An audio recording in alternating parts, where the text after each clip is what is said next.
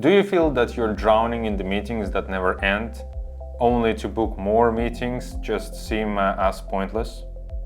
You're not alone. Hi, I'm Igor, and today I will share with you powerful tips to cut your meeting times in half and boost your productivity. With just a few simple changes, you will be able to transform your culture and reclaim your team's ability to get things done. Stick around to find out how.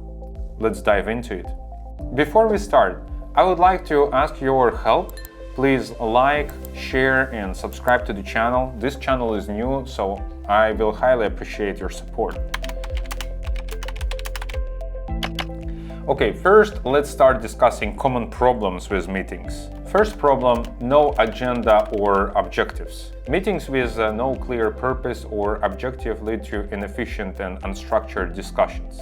Participants may not understand meetings' goals, which can lead to wasted time and lack of focus. And maybe significant amount of time at the beginning is wasted to actually figure out what we're going to be talking about. And when the situation happens, it's not often that the team actually takes some time and tries to figure out meeting agenda in the beginning. Problem number 2 is loudest voice wins. The loudest or most authoritative voice can dominate the discussion. It can be someone with the bright personality or maybe someone in the position of power. This can overshadow more quieter type of people, introverts or someone who just needs some time to get their thoughts together. And these people might have most valuable insights that can help with the discussion, but they are not given room to share. The third problem is meetings go over time, and this is a big problem because it can be draining participants' energy. And this can lead to the meetings fatigue, which means that people would not want to participate in meetings or hate the meetings in general, especially when there is multiple such meetings during the day. And they would not be at their best to contribute to these sessions. And the fourth problem is no decisions made. It's more as the continuation of the meetings overrun problem. Meetings don't result in any concrete decisions. And such meetings often end with a decision to book yet another meeting. And this cycle is quite frustrating and unproductive. It can lead to a feeling of no progress being made. And this is extremely problematic because as human beings, we need time to do the focused work, to be in this state of flow, which is essential to the productivity.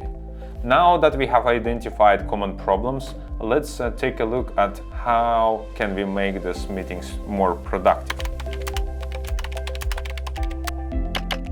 First, set agenda and objectives. Define the purpose and the objective of the meeting beforehand. You can share it in the calendar invitation or in your company messenger and ask team to contribute to the meeting purpose and agenda. And as I mentioned before, add your meeting purpose and agenda into the calendar invite.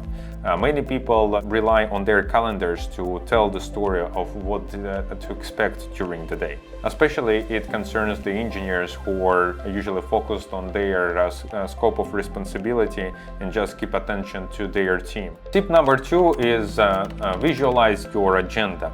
Use digital tools like Miro or Figma Jump to just collect the meeting points and use a simple Kanban method of to be discussed in discussion and discuss columns to visually align what you're discussing currently and also make a note of the decisions or key takeaways along the way.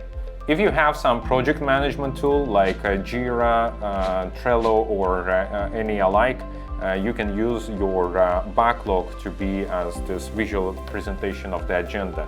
Visualizing agenda and documenting decision in real time ensures that everybody is aligned. Tip number 3 is assign a facilitator. In the beginning of the meeting, agree on the designated facilitator, a person who will be guiding the group through the discussion. Facilitator helps to make sure that the meeting stays on track and it follows the agenda. This role is crucial to maintain focus and balance the discussion, so the quieter voices will have room and a place to speak, as well as the loudest voices. And the last tip is commit to the decisions. During the meeting or in the end of the meeting, if you had the deadlock, just roll back to voting.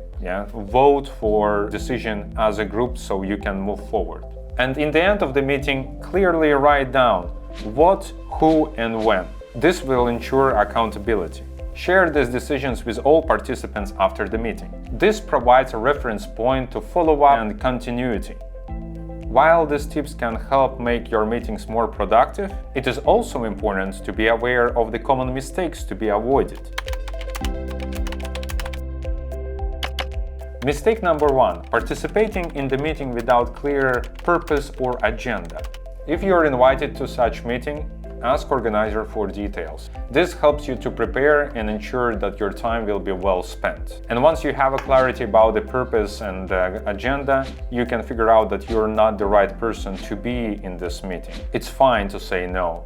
And mistake number 2 is keeping meetings with no value. If you see that meetings bring no value, eliminate them. If it's a team decision, raise this during retrospectives or the meeting itself. Ensure that the team shares the feedback about the meeting and votes if they want to keep it or not. This way you will ensure that the time is spent on what is truly matters. And the mistake number 3 is not having right participants. When you see that you're not the right participant, don't go to the meeting. If you are organizing the meeting, just think about who should absolutely be there. Inviting too many people can lead to the inefficiency and the disengagement. Smaller focus groups are often more productive and efficient and make better use of everyone's time.